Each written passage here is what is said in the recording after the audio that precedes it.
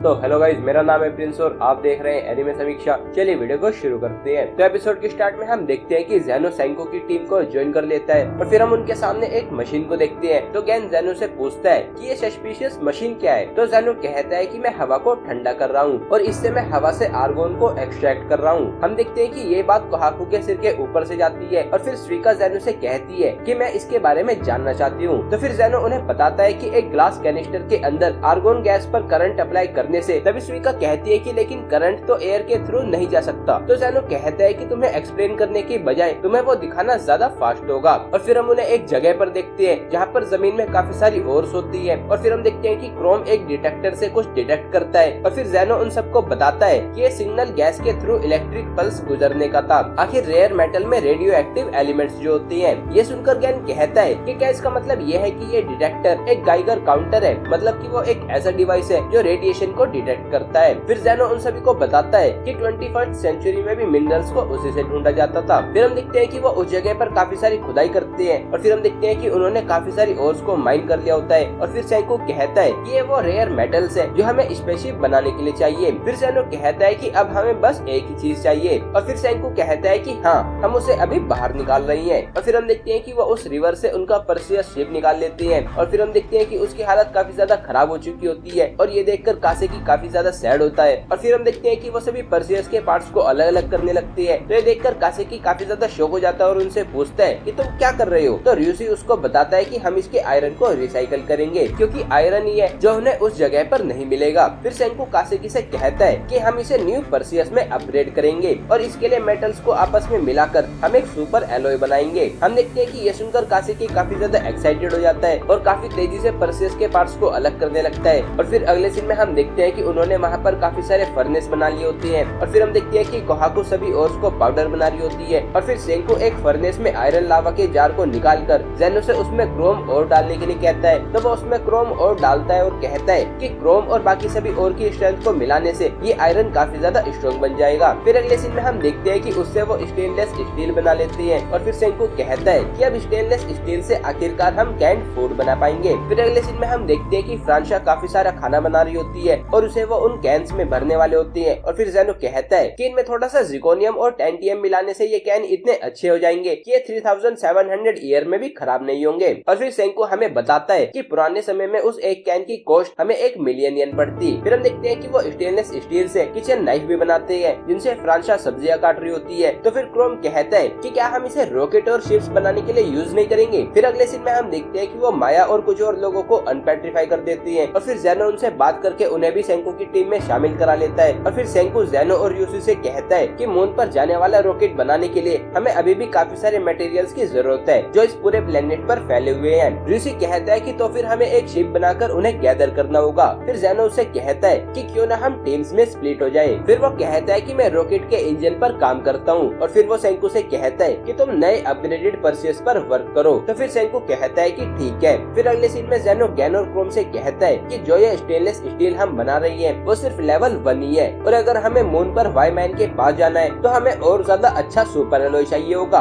फिर हम उनके सामने एक मशीन को देखती है और उसमें से उन्हें काफी स्मेल आ रही होती है। तो ज़ेनो कहता है कि ये निकेल को गैस बनाकर उसको प्योरीफाई कर रही है और ये सुपर एलॉय को लेवल अप करने वाली एक मशीन है। फिर वो कहता है कि लेकिन इससे निकलने वाली गैस काफी ज्यादा टॉक्सिक है और ये तुम्हारी स्किन के अंदर चली जाती है और धीरे धीरे तुम्हें अंदर से मार देती है और वो लीक ना करे इसलिए पहले हमने लेवल 1 स्टेनलेस स्टील को बनाया है। फिर अगले सीन में हम देखते हैं कि ज़ेनो मन में सोचता है कि स्पेस में जाने वाली साइंस के रोड मैप के लिए हमें टॉक्सिसिटी को अपनाना ही होगा, लेकिन सभी लोग ये करने के लिए नहीं मानेंगे। तो साइंस यूजर ऑफ डार्कनेस होने के नाते ये डर्टी वर्क मुझे ही करना होगा। फिर वो कहता है कि साइंस यूजर ऑफ लाइट होने के नाते सेंको बाकी लोगों को फ्यूचर की तरफ लीड करेगा और इस जॉब के लिए वो राइट पर्सन है। फिर अगले सीन में हम देखते हैं कि माइनिंग टीम पूरे जोरों से ओर्स को माइन कर रही है और फिर हम देखते हैं कि वो सुपर एलॉय सिटी बना लेती है और सभी काफी ज्यादा खुश होते हैं। और फिर अगले सीन में हम देखते हैं कि चेल्सी काफी ज्यादा परेशान होते हुए उनसे पूछती है कि हम शिप के फ्यूल के लिए क्या यूज करेंगे, इस पूरे अमेज़न में कहीं पर भी पेट्रोलियम नहीं है। तो सेंको कहता है कि हम उसके लिए फ्यूचर एनर्जी बनाएंगे और फिर वो कहता है कि जो कि फूड वेस्ट होगा। हम देखते हैं कि ये सुनकर वो सभी शॉक हो जाती है और फिर सेंको कहता है कि इसे हम बायोफ्यूल कहते हैं। इसमें हम सभी ऑर्गेनिक वेस्ट जैसे कि लीव्स, बचा हुआ खाना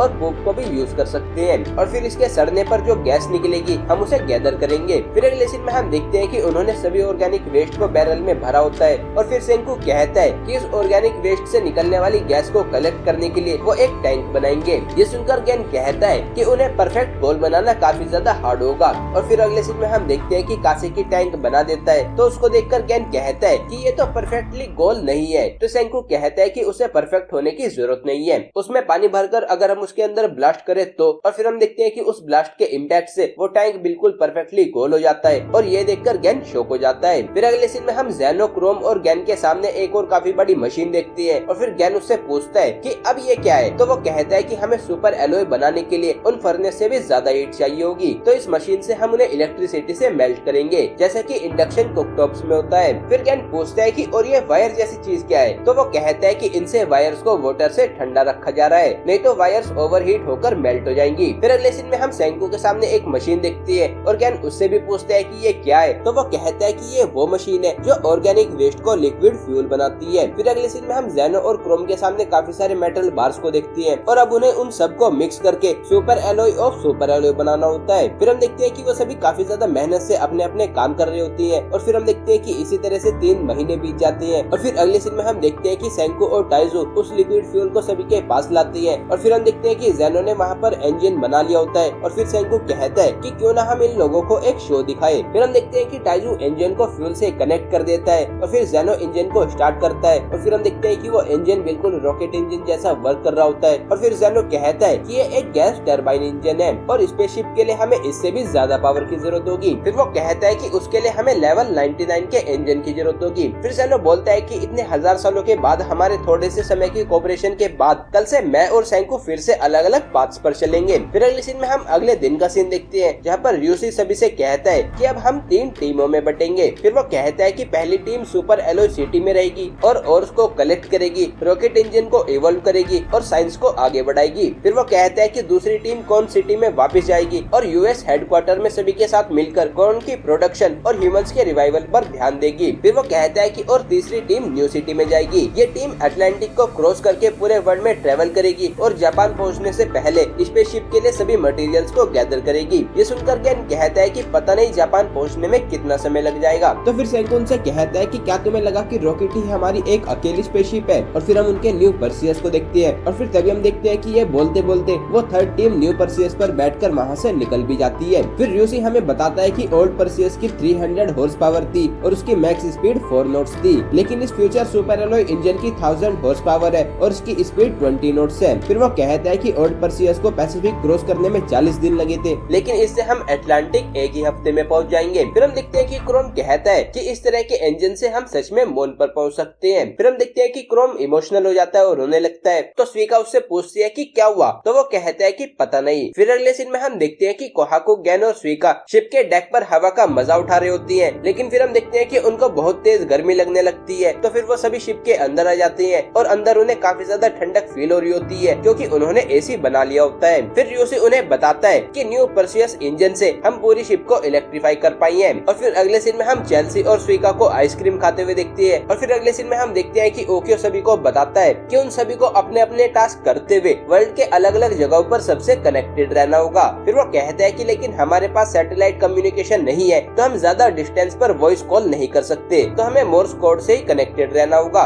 तभी सीन चेंज होता है और सेंको उन सभी से कहता है कि इसलिए सभी को मोर्स कोड सीखना होगा। ये सुनकर कोहाकू कहती है कि तो फिर तो मुझे लिखना सीखना होगा। तो फिर स्वीका उससे कहती है कि मैं तुम्हें लिखना सिखा दूंगी। फिर तभी हम देखते हैं कि ओकियो को मून से एक सिग्नल मिलता है और फिर सीन चेंज होता है और क्रोम काफी ज्यादा परेशान होते हुए उन सभी से कहता है कि वाईमैन हमें मैसेज भेज रहा है। सेंको उससे कहता है कि हाँ, ऐसा काफी समय से हो रहा है। तो सुनकर क्रोम शॉक हो जाता है और फिर सेंको उससे कहता है कि हम काफी समय से रेडियो सिग्नल भेज रही हैं। फिर यूसी कहता है कि हम रेडियो सिग्नल यूज ना करके गोरिल्ला वॉरफेयर करते रह सकते थे। तभी सेंको कहता है कि लेकिन हम इंडक्शन कुकर्स और काफी सारी ऐसी चीजें यूज कर रही है जिनसे रेडियो वेव्स लीक हो रही हैं और मॉडर्न टेक्नोलॉजी को रेडियो वेव से अलग नहीं किया जा सकता। फिर क्रोम उनसे कहता है कि अब मैंने मोर्स कोड सीख लिया है, तो मैं बता सकता हूँ कि जो लेटर्स वो हमें भेज रहा है वो WHY नहीं है। और फिर हम देखते हैं कि वो ध्यान से वाईमैन का मोर्स कोड सुनते हैं और फिर वो देखते हैं कि वाईमैन उनसे कह रहा होता है कि डू यू वांना डाई। हम देखते हैं कि ये सुनकर वो सभी शॉक हो जाती है और फिर एपिसोड यहीं पर एंड हो जाता है। तो गाइस, ये था episode 1 of doctor stone season 4 part 3। अगर आपको ये वीडियो पसंद आई तो वीडियो को लाइक कीजिए, चैनल को सब्सक्राइब कीजिए, प्रेस कीजिए बेल आइकन को। मैं मिलता हूँ आपसे नेक्स्ट वीडियो में।